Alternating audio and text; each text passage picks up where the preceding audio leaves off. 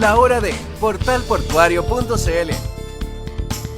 Llegó el barco cargado de informaciones, llegó Portal Portuario en este instante. Ya en la mañana estábamos entregando la información que se despliega desde portalportuario.cl.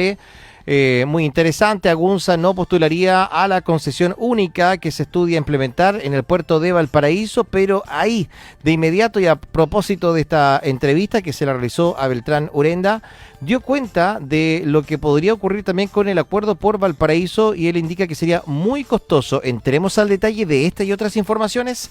Ya está con nosotros Andrés Orrego, el director de Portal Portuario. Andrés, te saludo con cariño, ¿cómo te va? Un abrazo, espero que hayas tenido un buen Día del Padre. ¿Cómo te va? Hola, querido Rolo. Sí, un bonito Día del Padre. Un saludo también para todos los papás que nos escuchan hoy día. Feliz Día del Padre también para ellos. Un abrazo a mi papá, hombre de radio y de Bio Bio también al cielo en este día y en esta oportunidad.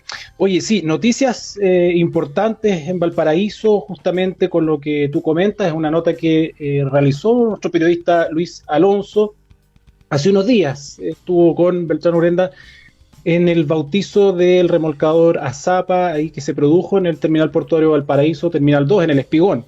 Y allí, bueno, le consultó sobre cómo veía el panorama en Valparaíso. Recordemos que hay un acuerdo por Valparaíso que fue que de alguna manera validó socialmente la expansión portuaria, entregando además, obviamente, algunas concesiones hacia la ciudad, como es el desarrollo futuro del borde costero. Ahora, esto implica que el modelo de desarrollo del puerto de Valparaíso pasa de tener 2 concesionarios en el frente marítimo, digamos, a concentrar todas las operaciones de movimiento de carga y atención a las naves en un solo concesionario. Entonces, a partir del 2030 dejarían de existir las 2 empresas concesionarias que están. Se tiene que, obviamente, antes de eso, abrir una nueva licitación y de esta manera generar un nuevo operador o encontrar un nuevo operador portuario para el puerto de Valparaíso, que sería el encargado de desarrollar las zonas que se delimiten para la expansión del puerto. Esto es el frente de atraque que se considera desde el Espigón ¿Y ahí? Hacia, digamos, la estación Francia y la extensión Exacto. hacia San Mateo como patio de contenedores, patio de acopio. Eso es lo fundamental en el grueso marco de lo que tiene este proyecto de desarrollo. Andrés, Ahora, ¿qué es lo que...? escúchame, Dime, si la pregunta que tengo es futuramente se va a abrir una licitación internacional para aquel operador, ¿eso es así? Claro, todos los puertos que tienen fin de sus concesiones van a llamar a licitaciones. Son licitaciones grandes, son licitaciones internacionales. O sea, no puede dejar de participar una empresa nacional ni una empresa extranjera. O sea, aquí puede participar cualquier operador portuario que tenga la experiencia suficiente para poder desarrollar el proyecto, y tendrá que hacer su oferta y mostrar qué es lo que planea hacer en el contexto del contrato de licitación. Así funciona. Entonces, hay licitaciones que vienen pronto en el puerto de Talcahuano, específicamente en el muelle de San Vicente, que también vencen la misma fecha que Valparaíso, y en San Antonio y en Valparaíso. Estos son procesos que van sucediendo de acuerdo al cronograma de estas concesiones que ya se van venciendo próximamente.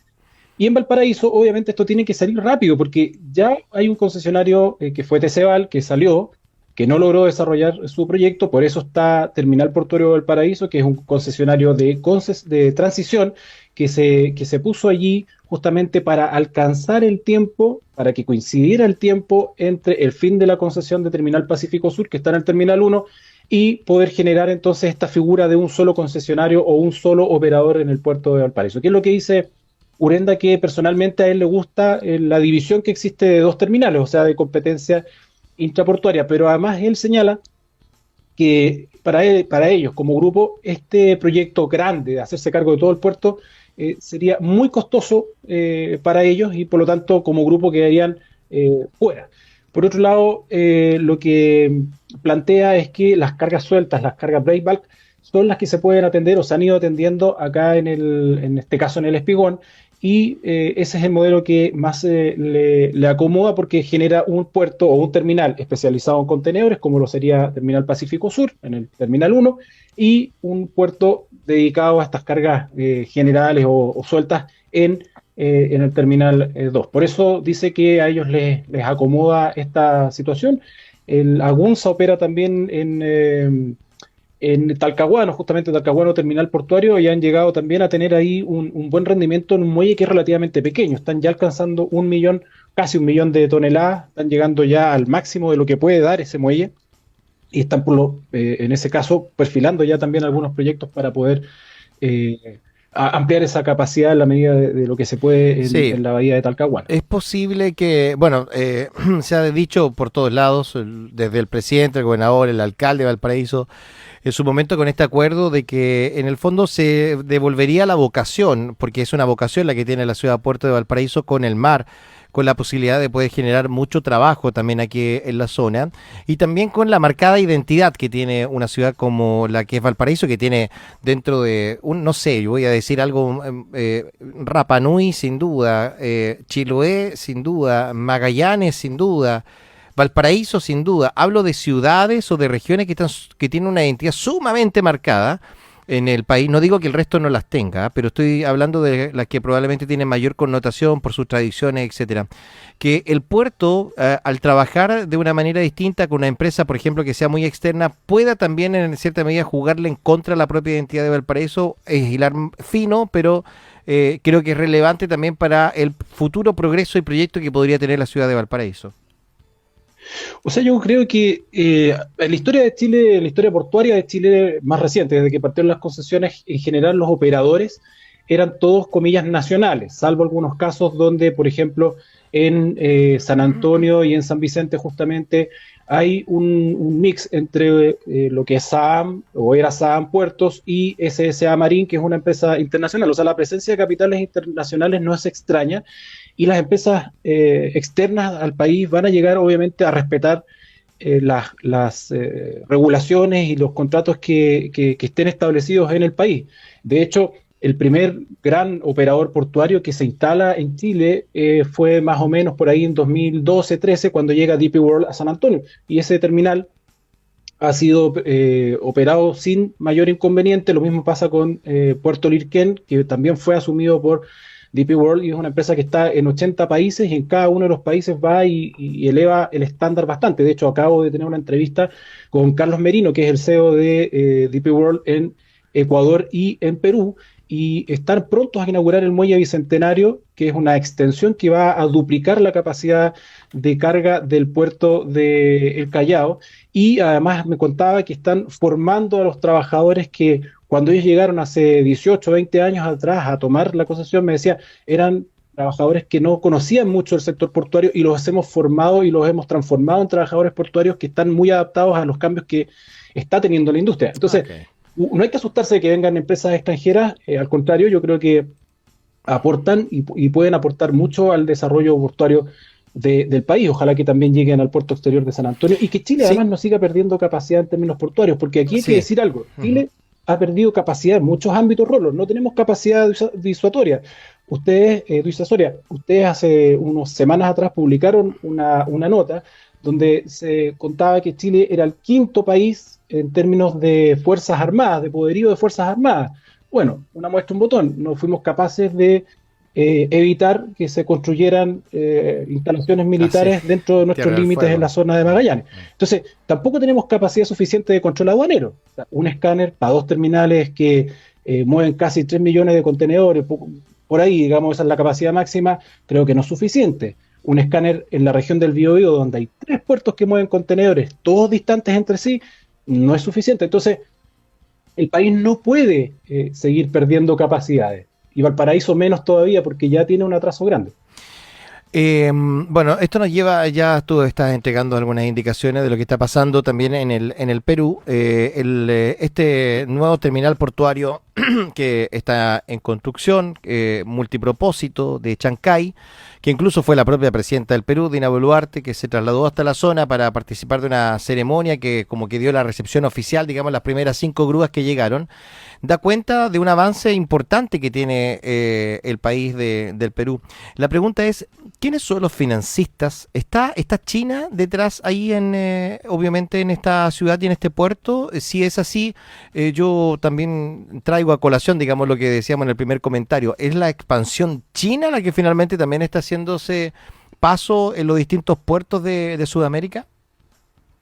Claro, China tiene una presencia importante, está tratando de entrar, recordemos que han entrado en otros sectores, en Perú también han entrado en el sector eléctrico, lo mismo que acá en Chile, en fin, China se está posicionando en este nuevo orden mundial en distintas áreas de la economía y en distintas, obviamente, actividades, y los puertos no son la excepción. El puerto de Chancay tiene como su accionista mayoritario a COSCO Shipping, que es una empresa estatal china que también posee a la naviera, ¿no? COSCO Shipping Lines, y es la que está desarrollando este megapuerto de Chancay, que en su primera etapa recién va a tener una capacidad de 1 millón de contenedores de 20 pies de 20 pies para mover. Acaba de recibir sus primeras 5 grúas montadas sobre rieles, son las grúas RMG, que son de patio, y esta primera etapa va a tener un total de 27 grúas, son todas ellas eléctricas automatizadas además, entonces eso va a permitir dar un mayor estándar de seguridad. Los operadores de esas grúas no van a estar sobre las grúas, sino que van a estar en una caseta controlando o teledirigiendo estas maquinarias. Bueno, hasta ahí llegó la presidenta Dina Boluarte, que además insistió en la idea de que ese puerto concentrará la carga de Chile, Ecuador y Colombia. Yo creo que con Ecuador y con Colombia lo puede tener más difícil el puerto de Chancay, porque Ecuador tiene además un puerto de aguas profundas que es el de DP World en Pozorja, pero también está todo el esquema portuario de Guayaquil, que es muy potente. De hecho, los puertos de la zona de Guayaquil están dentro de los 10 más grandes de la región sudamericana, según siempre los análisis que hace la CEPAL.